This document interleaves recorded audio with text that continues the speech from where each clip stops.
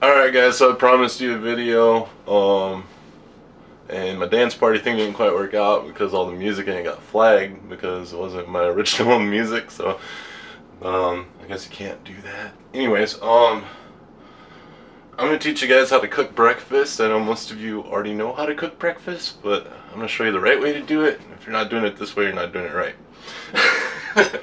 Anyways, this is like some type of pork fritter thing. You could use like sausage or whatever you wanted to. This is just what I have right now, so I'm just gonna put this in the air fryer for 15 minutes and let that go. It's quite simple. You want to make sure like everything's like 5 inches away from this when you run it, because it'll just like melt stuff, maybe start fires, I don't know. But 15 minutes, let that go. While that's happening, I'm gonna prep some stuff really quick.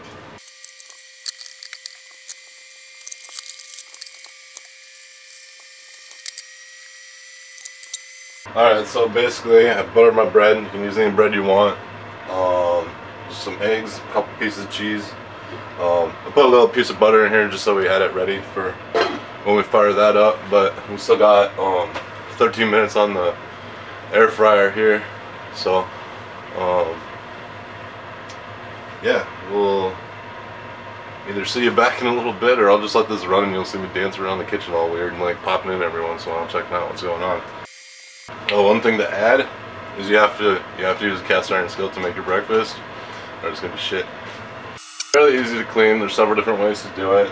The way I find the easiest is just to, after I get done cooking, get rid of my grease, put a little kosher salt in it, scrub it around while it's still warm, and then basically wipe that out, and then just put a little bit of vegetable oil in there to coat the pan so it doesn't rust. But it's pretty much like a grill. You just treat it like a grill.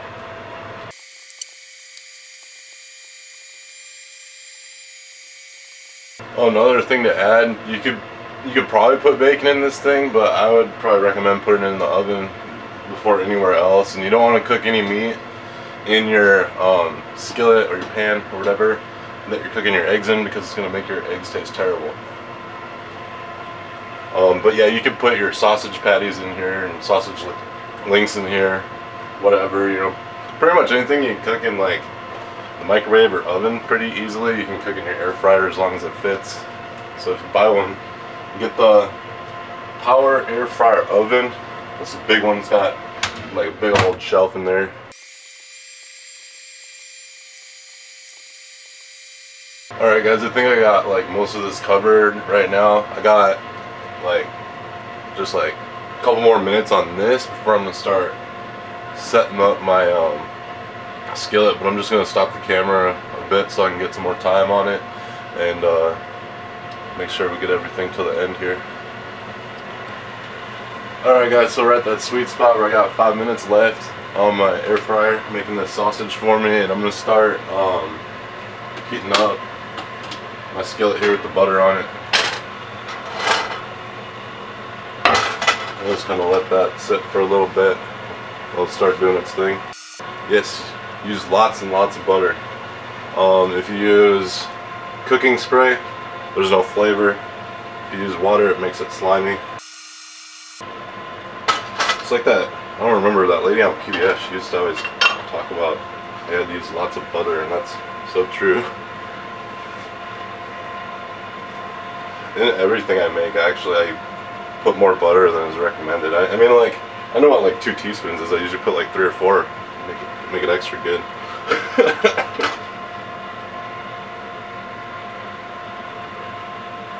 People say you're wasting the butter. No, make stuff way better.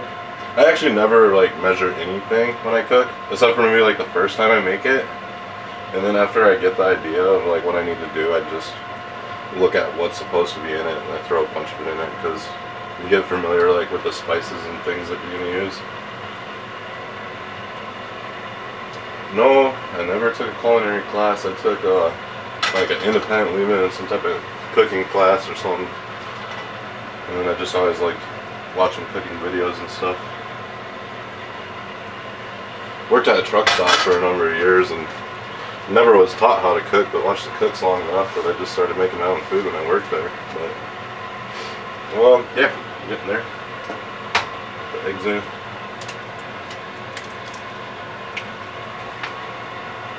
Sorry, I kind of had to move some stuff around in my kitchen to make room for the camera, but I usually like to put the eggs on the side, so I got room for what's gonna happen next. So yeah, like I said, don't ever cook your meat in the same pan you're cooking your eggs.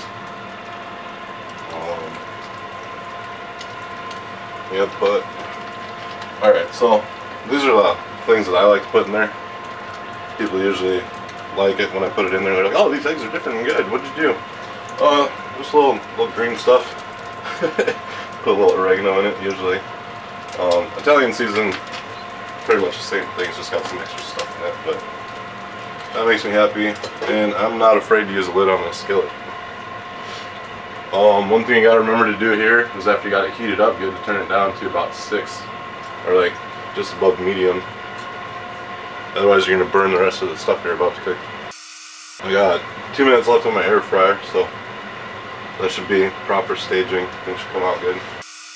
I mean, you could even do this if you had a family. You could probably fit like, 4 sausages or whatever you got in the air fryer and everything else. You just have to time it out a little bit differently. Maybe have like a pan over on the other side so you can keep that warm if you can't cook the eggs and stuff quick enough to where everything's still hot. But even within that, what I'm about to do is going to make it so it's still going to be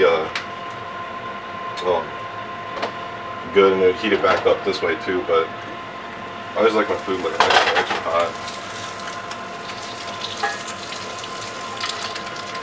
I don't really care how I cook my eggs, just as long as they're a little bit cooked. Like over hard, over easy, over medium, I don't really care. I'm not picky. If I break them, I don't care. Like even if I go to a restaurant, people are like, "Oh, they weren't cooked right." I'm like, I don't care. Like, I don't care. Put some cheese on there and the bread paste on, the butter on it. Everything's going pretty well.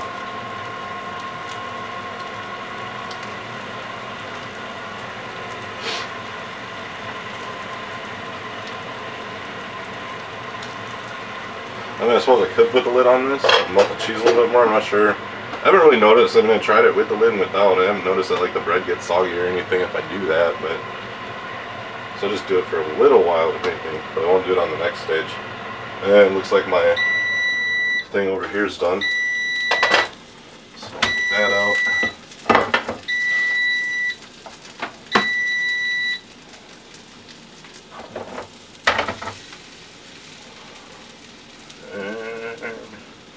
And yeah, the trays are hot in these things. You got one like this, but that's alright. Let's put that right on there. Put this shit away. I always unplug it. I don't know. Probably a good thing to unplug that. Anyways, get these eggs up there.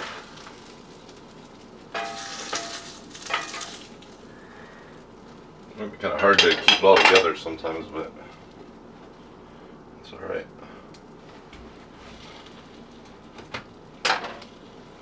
Here's the fun part with this one. This one, hope I didn't burn it. I don't think I did. Nah, it's a little dark, but it'll still be good. It's not to the point where it's too dark. If it was too dark, it'd be black. This is like a nice brown color. Like, I don't know, it's kind of like if you made grilled cheese, but like on the grill type thing. I don't know, it's awesome. Cause like cooking with a cast iron skillet is like the same as like using the grill basically. So we just let this go for a little bit.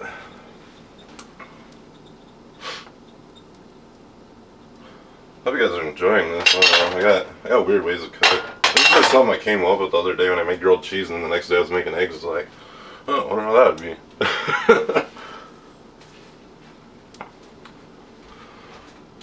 Let's get a zoom shot here while I'm still cooking.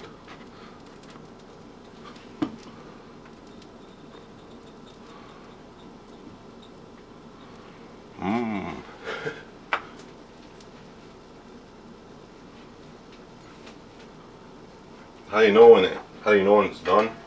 You feel the bread, it's still soft and squishy. I like to wait till it's like a little stiff on the edges. That's how I know when it's done. Saying it's still kind of squishy on the edges. Sometimes if you slide it around a little bit, it helps too, but that side's a little stiff, so I'll probably take it off. Maybe I didn't have it like quite over center heat, but I'll flip it over here and show you. Yeah, so when I flipped it, I lost that egg out of there, but I don't really care. It's just, I don't know, I think it's good. Oh, hold on a second here, guys. This is something I like to do with this. Not everyone's gonna like to do this. I got this, like, I don't know if you can see this, but it's a ghost pepper. It's like a blueberry ghost pepper, and it's not gonna focus up there because my focus down here. But and then there's also this one, which is like Dave's Gourmet, which is the hottest shit ever. But I like putting this blueberry one on there. I suppose if you didn't like the hot sauce, you wouldn't have to do it. There's another thing you could do is put like some maple syrup on it, which would be good. Then you'd be like eating at Denny's, you know, for only pennies. Anyways, let's see here. So today's cooking show was brought to you by Metasaurus Rex cereal.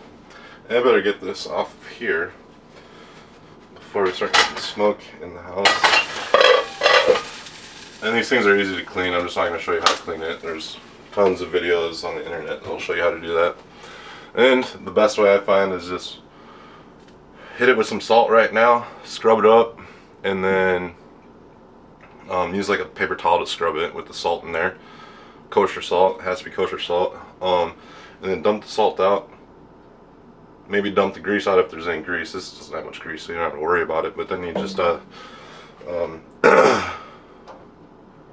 wipe it out, get all the salt and shit out of it, and you just put a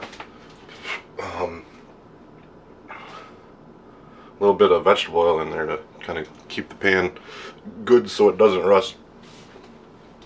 Anyways, I hope you enjoyed that. I don't know if you need to watch me eat it. Maybe I'll take some shots of it before I eat it for you guys.